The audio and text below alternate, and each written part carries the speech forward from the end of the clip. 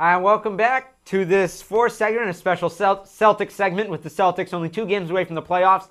They lost tonight 100-77. I'm joined by Max. We got over there Alex and Adam. And Max, first of all, hats off to you for your Red Sox prediction last week. And last time I asked you if you were concerned, we got a 10-minute yelling rant, but after what you saw today against the Heat, even though the Celtics, they have the playoff spot, they aren't necessarily playing their hardest, but here we go. Are you concerned? About the Celtics? Yeah.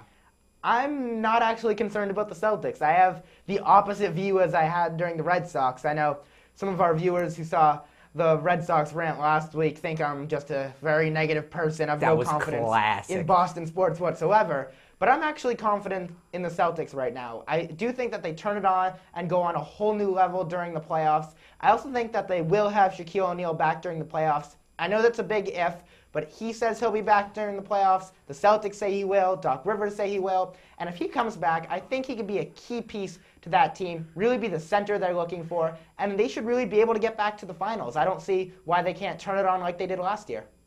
I have to agree. I think that this game changed the team. They lose by 23 to the Heat, who they've beaten multiple times before this year.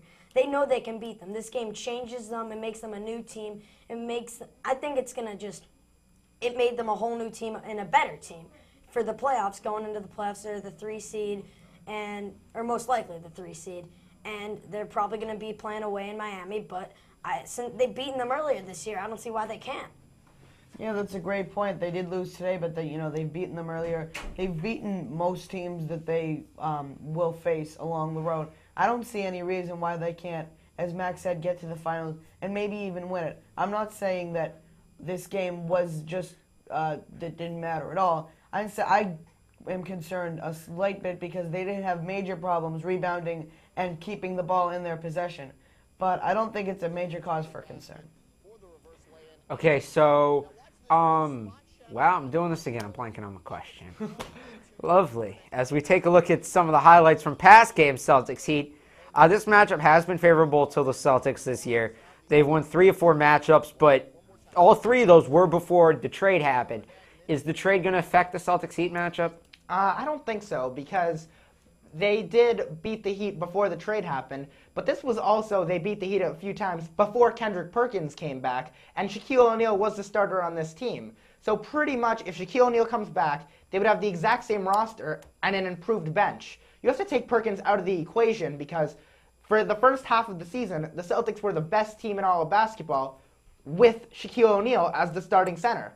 So I think if he can come back and be the same starting center he was before, I don't get why they'd have any problem with the Heat, especially with this improved bench.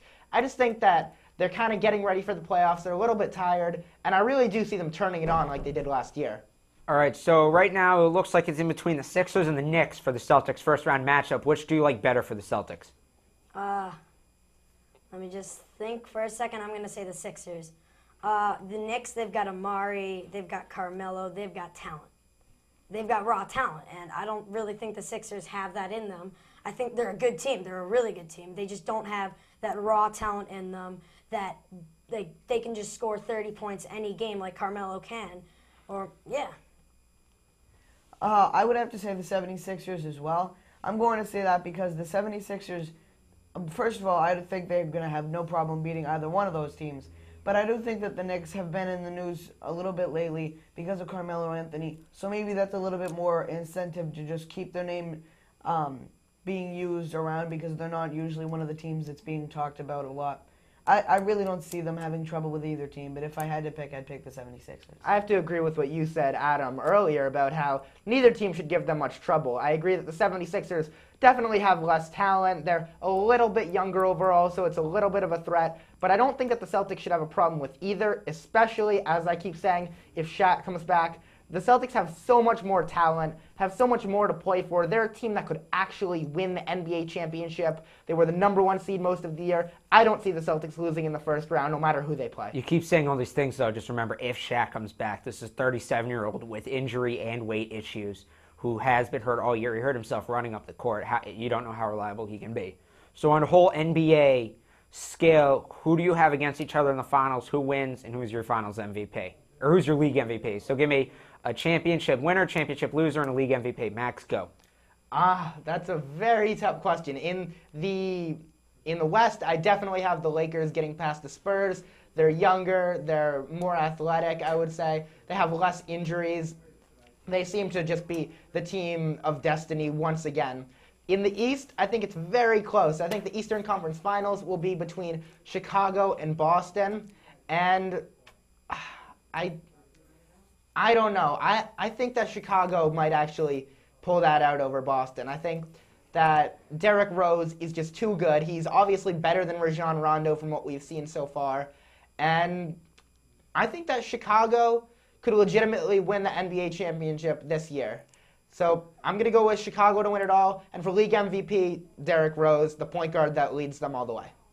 I think the finals is going to be the Lakers against the Celtics. I think the Celtics will pull it off in a hard-nosed matchup against the Bulls in the Eastern Conference Finals. And I think that the Lakers might even sweep the Spurs. I just feel that Kobe's, his experience will just... Yeah, the Spurs have experience. They won it a few years ago. I just think Kobe's got the edge in that. Even himself, he's got the edge in experience. He's won 2 in a row. He might get a three-peat, but I think the Celtics want some revenge, and I think they're going to beat the Lakers in the finals. I'm going to agree with Alex. I think I would love to see a matchup, again, between the Lakers and Celtics, just because as a Celtics fan, it was a bit bitter to see them lose in the NBA Finals. I do think that it will be the Lakers and Celtics again, because the Lakers seem to be the favorite coming out of the West because they do have the edge over the Spurs, and I think the Celtics can pull it up over the Bulls if Shaquille O'Neal is healthy. I just don't know if the Celtics have what it takes to get past the Bulls. The Bulls are younger. They're very athletic. They have Carlos Boozer, who's been a stud for them down low. They have the best point guard in the entire NBA in Derrick Rose. He's proven time and time again he can be better than Rajon Rondo, can penetrate on him, can score on him. I just think it'll be very close, but I see the Bulls getting past them in the Eastern Conference Finals. I do agree that it'll be close. I think Derrick Rose is going to win MVP. I forgot to say that. I agree. You remember 2 years ago, the Bulls and the Celtics had that great playoff series, each game going into multiple overtimes. The Celtics did win that, but I think the Bulls want revenge. I think they beat the Celtics to win the East. I think in the West, a team nobody's talked about, in the Oklahoma City Thunder. That's a great team. They're deep. They have Kevin Durant, Russell Westbrook, a guy I really like, Kendrick Perkins, Nate Robinson will come back off the bench. We obviously know what those guys can do in the playoffs, and I like the Thunder over the Bulls in the championship, but Derrick Rose is your league MVP. He's been too good. That's going to do it for us tonight on K Sports Sunday. Make sure you tune in next week and all the weeks after that. For everybody here at YBA, Alex, Max, other Alex, Adam, the guys over there in the other room who were on earlier, Eric, Jimmy, everybody in the control room, have a good night. See you soon.